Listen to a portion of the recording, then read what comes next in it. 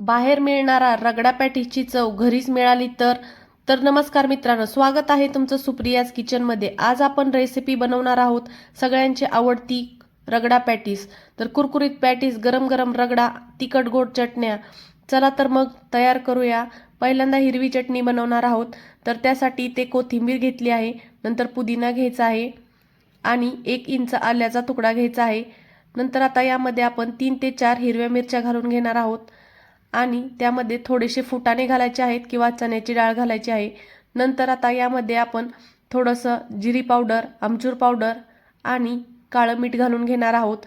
तर चटणीचा कलर चांगला राहावा म्हणून यामध्ये पण आईस क्यूब घालून घ्यायचे आहेत आणि थोडंसं लिंबाचा रस घालून घ्यायचा आहे। आता यामध्ये थोडं पाणी घालून ही चटणी चांगली वाटून घ्यायची आहे। तर बघू शकता एकदम मस्त अशी चटणी वाटली गेली आहे आणि कलरही मस्त आला आहे। तर रगड्यासाठी लागणारे हे पांढरे वाटाणे घेतले आहेत, यांना रात्रभर भिजत घालून ठेवायचं आहे। तर रात्रभर हे भिजत घातल्यानंतर बघा हे किती मस्त असे भिजले गेले आहेत। तर आता आपण याला शिजवून घेणार आहोत।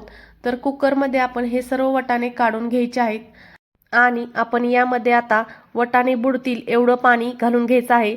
जवळजवळ 1.5 ग्लास पाणी मी यामध्ये घालून घेतलेलं आहे। तर आता आपण हा रगडा स्ट्रीट स्टाईल बनवणार आहे, त्यामुळे याला आपण कोणताही तडका देणार नाही। यामध्ये आपण असेच मसाले टाकून घेणार आहोत। तर त्यामध्ये आता आपण अर्धा चमचा हळद घालून घेऊया, नंतर अर्धा चमचा यामध्ये जिरी पावडर घालून घ्यायची आहे आणि थोडंसं यामध्ये आता आपण धने पावडरही घालून घेऊया आणि थोडंसं गरम मसाला घालून घेणार आहोत। तर तुम्हाला पाहिजे असेल तर यामध्ये तुम्ही लाल तिखटही घालू शकता। नंतर यामध्ये थोडंसं मीठ घालून घेऊया आणि हे मसाले चांगले मिक्स करून घेऊया। तर तुम्हाला पाहिजे असेल तर वाटाणे शिजवून नंतरही याला तडका दिला तरी चालेल, पण मी हा स्ट्रीट स्टाईल असाच रगडा बनवणार आहे, त्यामुळे मी सर्व मसाले कुकरमध्ये घालून घेतले आहेत। आता कुकरचं टोपण लावून फुल गॅसवर 1 शिट्टी आणि कमी गॅसवर 3-4 शिट्ट्या करून घेऊया। तर आता आपण पॅटी बनवण्यासाठी तडका देऊन घेऊया। तर त्यासाठी 1 चमचा तेल घालून त्यामध्ये जिरे घालून घ्यायचे आहे आणि 1 हिरवी मिरची कट करून घेऊन घालायची आहे।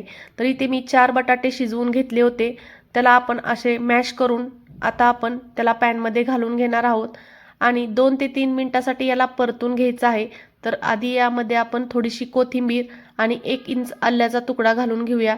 तर आलं इथं खिसून घालायचं, खूप छान टेस्ट येते। नंतर यामध्ये आपण थोडंसं मीठ घालून घेऊ। रगड्यामध्ये मीठ असल्यामुळे यामध्ये थोड्या प्रमाणातच मीठ घालून घ्यायचं आहे। नंतर एक मॅशर घेऊन हे बटाटे आपण चांगले मॅश करून घेणार आहोत। तर बघा हे मस्त असं तयार झालेलं आहे। आता पॅटी तयार करण्यासाठी याला एकदम थंड होऊ द्यायचं आहे। तर इकडे बघू शकता आपला रगडा मस्त शिजला गेला आहे। तुम्ही बघू शकता एकदम सॉफ्ट असे वाटाणे शिजले आहेत। तर आता एक मॅशर घेऊन आपण याला मॅश करणार आहोत। रगडा तयार करताना असाच रगडला जातो। तर बघा तुम्ही बघू शकता मस्त असा रगडा तयार झालेला आहे। यामध्ये थोडंसं गरम पाणी घालून घेतलं आहे आणि थोडंसं आल्याचे तुकडे घालून घ्यायचे आहेत। वरून थोडीशी कोथिंबीर घालून 5 मिनिटासाठी कमी गॅसवर याला मस्त असं शिजू देणार आहोत। रगडा असा शिजत ठेवल्यानंतर बघा मस्त असं तयार होतो। तर आता पॅटी बनवून घेऊया। तर थोडंसं सारण हातावर घेऊन असा गोल गोळा करून आपण याला थोडंसं दाबून पॅटीसचा आकार देणार आहे। तर पॅटी खूप जाडही करायची नाही आणि खूप पातळही करायची नाही। तर बघा या आकाराची आपण पॅटी बनवून घ्यायची आहे। तर याला तुम्हाला इथे जर यामध्ये थोडासा पोहेही घालू शकता वरून त्याला चांगले क्रंचीनेस येण्यासाठी, आणि नाहीतर थोडंसं कॉर्नफ्लॉवरही घालून घेऊ शकता।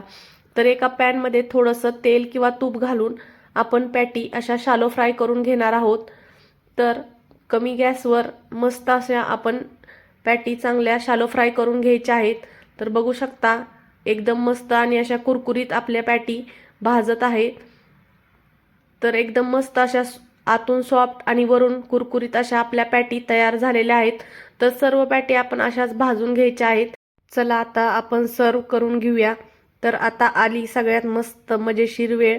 तर एका प्लेटमध्ये मस्त असा रगडा काढून घ्यायचा आहे। बघा रगडा जास्त घट्टही नको आणि जास्त पातळही नको, त्यावर अशा मस्त 2 पॅटी ठेवून घेऊया।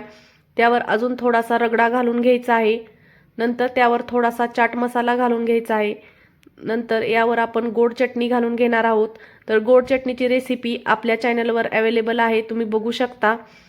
आणि यावर मस्त अशी थोडीशी गोड चटणी घालून घेतल्यानंतर थोडीशी तिखट चटणी घालून घेऊया नंतर यावर आपण थोडासा कांदा घालून घेणार आहोत आणि त्यावर थोडीशी कोथिंबीरही घालून घेऊया.